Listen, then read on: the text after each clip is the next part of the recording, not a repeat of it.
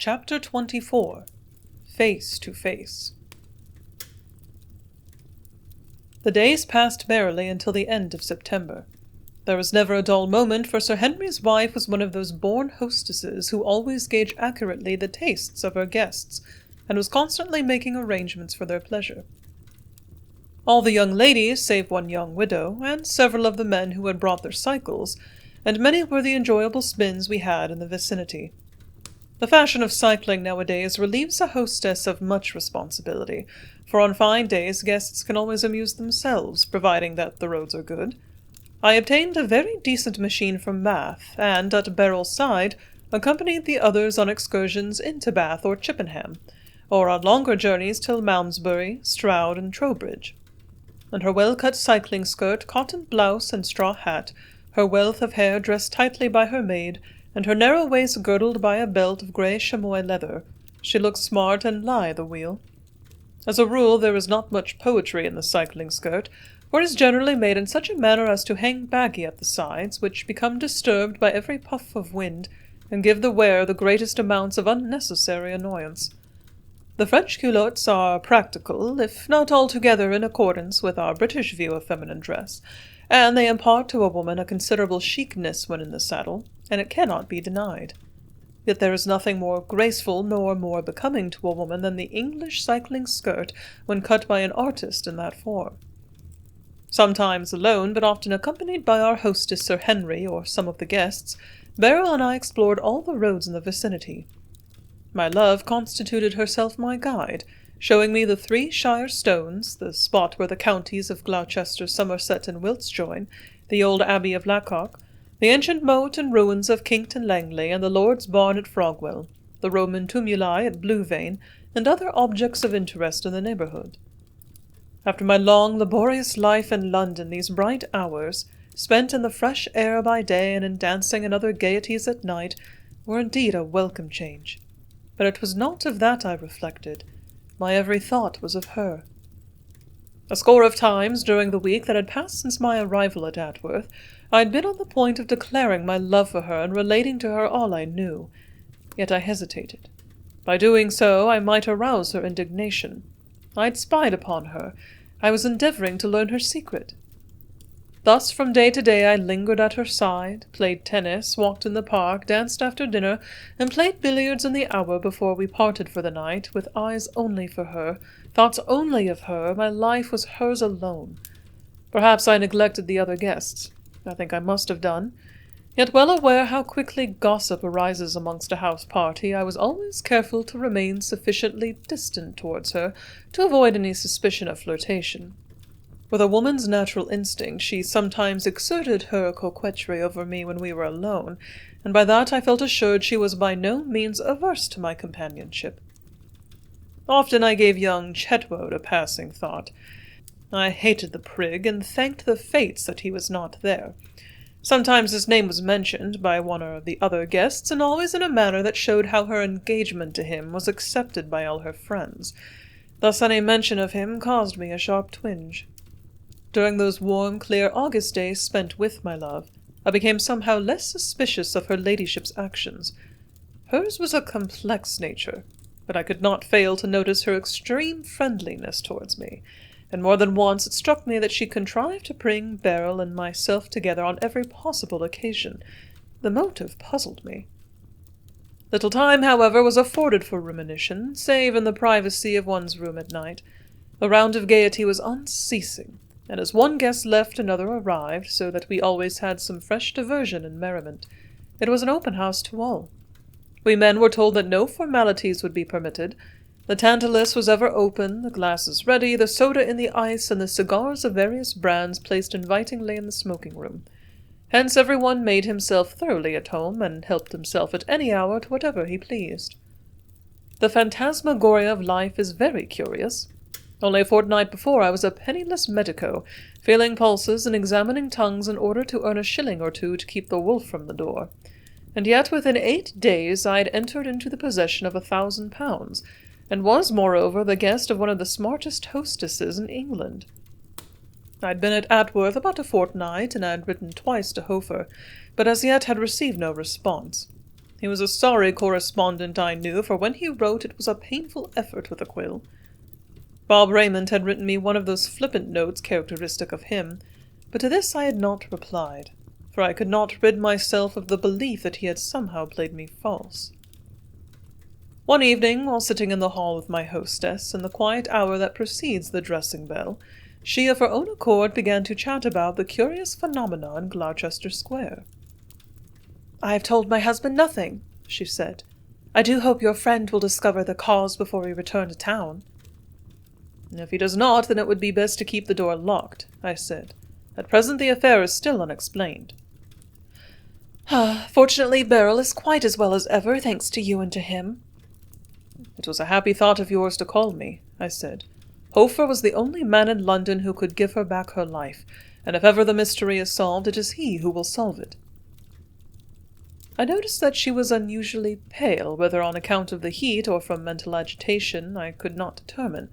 The day had been a blazing one, so hot indeed that no one had been out before tea. At that moment every one had gone forth except ourselves, and as she sat in a cane rocking-chair, swinging herself lazily to and fro, she looked little more than a girl, her cream serge tennis dress imparting to her quite a juvenile appearance. "I hope you're not bored here, Doctor," she said presently, after we had been talking for some time. "Bored?" I laughed. "Why, one has not a moment in which to be bored. This is the first half-hour of repose I've had since I arrived here." She looked at me strangely, and with a curious smile said, "Because you are always so taken up with Beryl." "With Beryl?" I echoed, starting quickly. "I really did not know that," I hastened to protest. "Ah, no," she laughed. "To excuse yourself is useless. The truth is quite patent to me, if not to the others." "The truth of what?" I inquired with affected ignorance.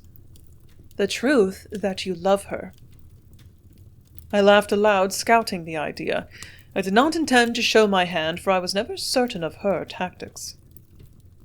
"My dear Doctor," she said presently, "you may deny it if you like, but I have my eyes open, and I know that in your heart you love her." "Then you know my feelings better than myself," I responded, inwardly angry that I should have acted in such a manner as to cause her to notice my infatuation. "One's actions often betray one's heart. Yours have done," she replied. "But I would warn you that to love Beryl is a dangerous game." "Dangerous? I don't understand you." "I mean you must not love her. It is impossible." "Why impossible?" "For one simple and very good reason," she responded. Then, looking straight into my face, she added, "Could you, Doctor, keep a secret if I told you one?" "I think I could. It would not be the first one I've kept." "Well, it is for the sake of your happiness that I tell you this," she said. "You will promise never to breathe a word to her if I tell you." "I promise, of course." She hesitated, with her dark eyes fixed upon mine. Then she said in a low voice, "Beryl is already married."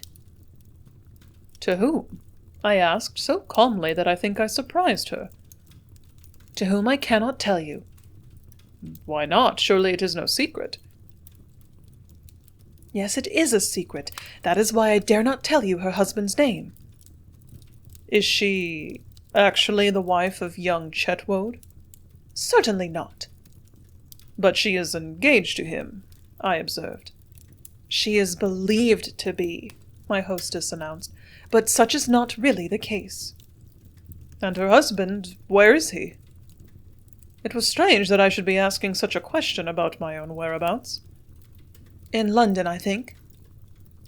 "Then he is quite content that his wife should pose as the affianced bride of young Chetwoad? Such an arrangement is certainly rather strange." "I know nothing of the whys and wherefores," she replied. "I only know that she is already married, and I warn you not to lose your heart to her." "Well, what you have told me is curious, but I think—" The remainder of the sentence died upon my lips, for at that moment Beryl burst gaily into the hall, dusty and flushed after cycling, exclaiming, "Oh, we've had such an awfully jolly ride, but the others came along so slowly that Connie and I scorched home all the way from Monkton. How stifling it is tonight." And she drew the pins from her hat, and, sinking into a chair, began fanning herself, while at the same moment her companion, Connie Knowles, a rather smart girl who was one of the party, also entered. Hence our conversation was interrupted, a fact which for several reasons I much regretted. Yet from her words it seemed plain that she did not know that I was actually her cousin's husband. She knew Beryl's secret, that she was married, but to whom she was unaware. There is an old saying among the Contadini of the Tuscan mountains, "De donne dicono signore e vero, ma non lo dicono tutto intero." Alas, that is so true. That same evening when, after dressing, I descended for dinner, I found Beryl in the study, scribbling a note which, having finished, she gave to the servant. "Is he waiting?" she inquired. "Yes, miss." "Then give it to him, with this." And she handed the girl a shilling. When, however, she noticed me standing in the doorway, she seemed just a trifle confused. In this message I scented something suspicious, but affecting to take no notice, walked at her side down the corridor into the hall to await the others. She wore a toilette that night which bore the cut of a first-class couture. It was a handsome heliotrope gown with a collar of seed pearls.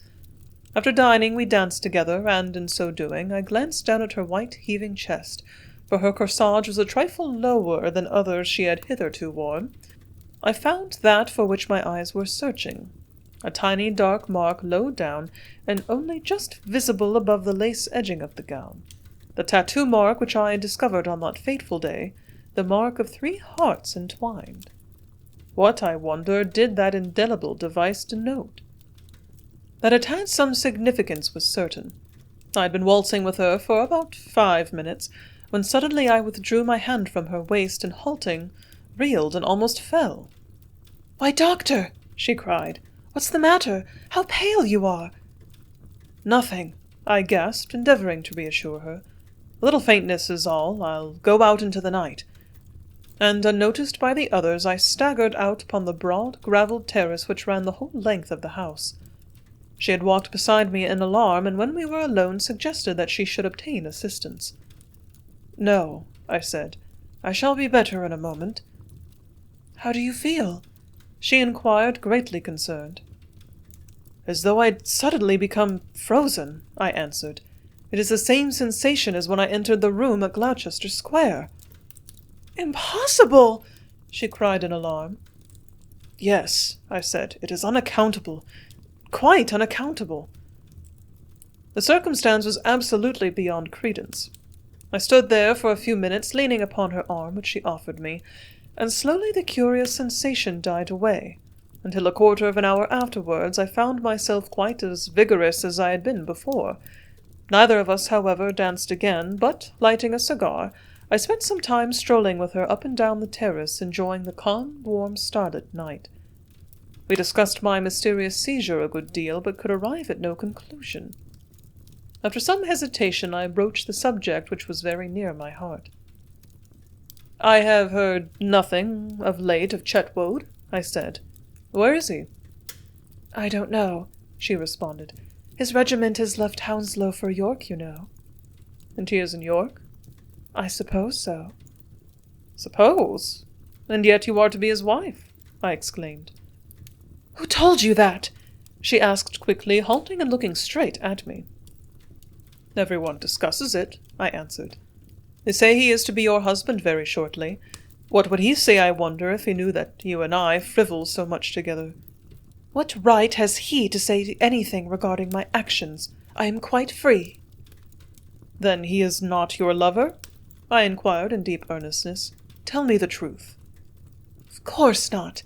We have danced together and walked together, just as you and I have done, but as for love, why, the thing is absurd." "You do not love him?" I asked. "Certainly not," she laughed. Then she added, "I never love. That is why I am not like other women." "Every woman denies the tender passion," I said, smiling. "Well, I only tell you the truth," she responded with a slight sigh. "If every woman must love at one time in her life, there must be, of course, some exceptions. I am one of them." "No, you do yourself an injustice," I declared. "Every woman has a heart." She was silent, Then in a hard, strained voice she answered, "True, but mine is like stone." "Why? What has hardened it?" "Oh, no!" she cried quickly. "You are always trying to learn my secret, but I can never tell you. Never! Let us go in." And without another word she passed through the French windows into the billiard room, where the usual game of pool was in progress and the merry chatter was general. Like that of her cousin, her nature was a complex one. The more I strove to understand her, the more utterly hopeless the analysis became. I loved her. Nay, in all the world there was but one woman for my eyes. Superb in beauty and in grace, she was incomparable, perfect. That night, when the household was at rest, I sat still, smoking in my room, puzzled over the curious recurrence of the sensation which seized all who entered the lethal chamber in London. The turret clock over the stables had chimed 1:30, yet I felt in no mood to turn in. The writing of that hasty note by Beryl was an incident which I had forgotten, but which now came back to me. What if I could discover its nature? She had written it upon the blotting-pad in Sir Henry's study, and the thought occurred to me that I might perhaps discover the impression there. For that object I placed a box of matches in my pocket, switched off my light, and crept in the darkness noiselessly along the corridor.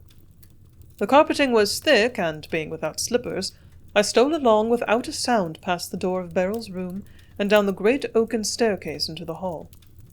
I had crossed the latter, and had my hand upon the green baize door which kept out the draught of the corridors, and was about to open it, when of a sudden my quick ear caught a sound. In an instant I halted, straining my ears to listen.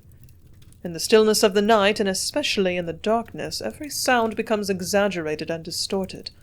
I stood there, not daring to breathe. Through the great high windows of the hall, filled with diamond panes like the windows of an ancient church, the faint starlight struggled so that the opposite side of the place was quite light. I glanced around at the shining armor standing weird in the half-light, with visors down and pikes in hand, a row of steel-clad warriors of the days gone by when Atworth was a stronghold. They looked a ghostly lot and quite unnerved me. But as I listened, the suspicious sound again greeted my quick ear, and I heard in the door on the opposite side of the hall, straight before me, a key slowly turn. Even in that dead silence it made but little noise. The lock had evidently been well oiled. Then, cautiously, the door gradually opened, and I was no longer alone. The dark figure of a woman advanced, treading so silently that she seemed to walk on air. She came straight towards the spot where I stood watching in the darkness, and I saw that she was dressed in black. As she reached the center of the hall, the pale light fell upon her face, and although uncertain, it was sufficient to reveal to me the truth. I was face to face with the woman who had been described by Beryl, the mysterious La Gioia. Chapter 25. The Woman in Black. The encounter was unexpected and startling. I stood glaring at the dark figure, unable for a moment to move. The dark face with its keen black eyes fascinated me. There was a look of evil there. What business could bring her there stealthily like a thief? She had halted in the center of the hall, and seemed to be examining some object upon the Indian table, whereon tea was always served in the afternoon. The light was just sufficient to reveal she held something small and white in her hand, but what it was I was unable to distinguish. The partial abolia, as we doctors term the lack of ability to perform intentional acts, which had seized me upon discovering the intruder, quickly gave place to an endeavor to conceal myself, and this I accomplished by crouching down behind a large square pedestal whereupon stood a giant palm.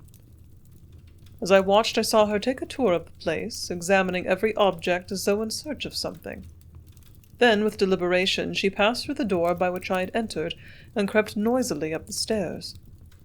She was ascending to the room of the woman who feared her. I stole along after her. It was an adventurous piece of spying, for the slightest creak of the stairs would betray my presence, and oaken stairs creak horribly. At last I gained the top, and, as I stood, watched her steal noiselessly along the corridor, past Beryl's room to my own room. She tried the door cautiously, opened it, and entered. As though in disappointment that I was not there, she quickly came forth, stood in hesitation, listening in the corridor, and then, creeping back, stopped before Beryl's room. Evidently she was well acquainted with the geography of the house, and knew who occupied the various chambers. In the corridor it was much lighter than in the hall, and as she came to a standstill before Beryl's door I was quite close to her, crouching on the dark stair, my head only on a level with the floor of the corridor. It was then I made a discovery which was somewhat puzzling. While her right hand was free, on the left she wore a black glove. She bent at the door, peered into the keyhole, and having listened in order to satisfy herself that Beryl was asleep, slowly turned the handle to try if it were locked. Would she enter? I stood watching her actions with bated breath. That she was there with evil intent was absolutely certain. The lock yielded, and pushing open the door very slowly, she stole in on tiptoe, closing it after her. What should I do? My love was in deadly peril, for that I felt certain. She had defied the Major, and the revenge of that all-powerful but unknown person, La Gioia, was upon her. She was alone, asleep, and at her mercy. To dash in and seize her would be to alarm the whole house and perhaps compromise my loved one. But what could I do to save her? I'd seen by the evil glint in her eyes that she was here with fell intent, and I knew by the cautious manner in which she moved, without hesitation or fear, that she was no amateur at such nocturnal visits. Indeed, she moved like a dark shadow, gliding without the slightest noise until one might almost have believed her to be some supernatural visitant. It was my duty, however, to protect my love, no matter what the cost.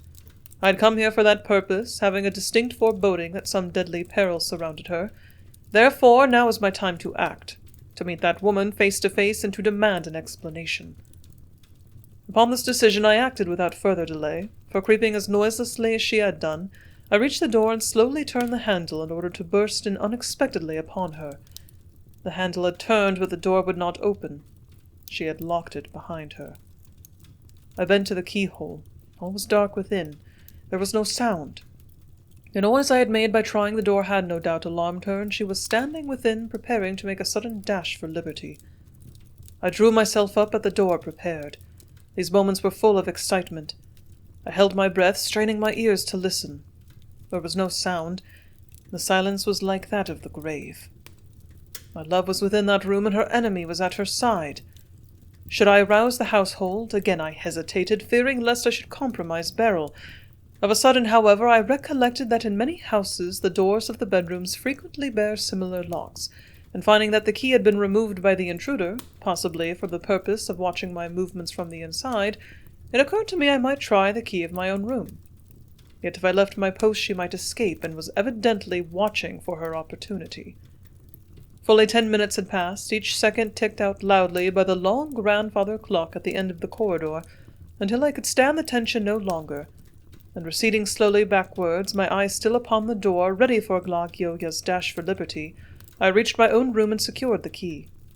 Then, slipping back again, I placed the key swiftly in the lock, heedless of the noise it made, and turned it. The lock yielded, and a second later I stood within the room. An involuntary cry of amazement escaped me, and I drew back. I dashed toward the bed, but it had not been slept in. The room, with its great mirror draped with silk and its silver toilet set catching the pale light, was empty. The window stood open, and springing towards it, I saw to my dismay a rope ladder reaching to the ground. Both La Gioia and my well-beloved had disappeared. I looked out, but all was dark across the park. The night wind rustled in the trees, and a dog was howling dismally in the kennels. Could Beryl have been awaiting La Gioia and have left in her company? The discovery utterly dismayed me. I ran to my room, obtained a cap and boots, and returning passed through the open window, descending by the ladder to the terrace. Around the house I dashed like a madman, and down the drive toward the lodge gates, halting suddenly now and then with my ear to the wind, eager to distinguish any sound of movement. I was utterly without clue to guide me as to the direction the fugitives had taken. 4 or 5 roads and paths led from the house in various directions, to Atworth village, to Corsham, and to Lecoq, while one byway through the wood led out upon the high road to Bath. The latter went straight into a dark copse at the rear of the house, and would afford ample concealment for anyone wishing to get away unobserved. All the other roads cut across the park, and anyone travelling along them would be visible for some distance. Therefore I started down the byway in question, entering the wood and traversing it as noiselessly as I could, and emerged at last into the broad, white high-road which I knew so well, having cycled and driven over it dozens of times. I calculated that the fugitives had about 10 to 12 minutes' start, and if they had really taken the road, I must be close upon them. The road ascended steadily all the way from Wormwood Farm to Kingsdown, yet I slackened not my pace until I gained the crest of the hill. The moon had come out from behind the clouds, and the night was so light that any object upon that white open road could be seen for a long distance. Having gained the hilltop at the junction of the road to Wraxall, I stood and strained my eyes down both highways, but to my disappointment saw no one. Either I had passed them while they had hidden themselves in the wood, or I had mistaken the direction they had taken. The presence in the house of that sinister woman in black, her mode of exit, and the startling fact that Beryl was missing had, I think, unnerved me. As I stood reflecting, I regretted that I had relied too much upon my own strategy and had not aroused the household. In my constant efforts to preserve the secret of my well-beloved, I had made a fatal mistake. My mind had become confused by these constantly recurring mysteries. As a medical man, I knew that all mental troubles involve diseases of the brain. The more complex troubles, such as my own at the moment, are still wrapped in obscurity. To the psychologist there are, of course, certain guiding principles through the maze of facts which constitute the science of the mind. But after all, he knows practically nothing about the laws which govern the influence of mind over body. I had acted foolishly and impulsively, and both the women had fled.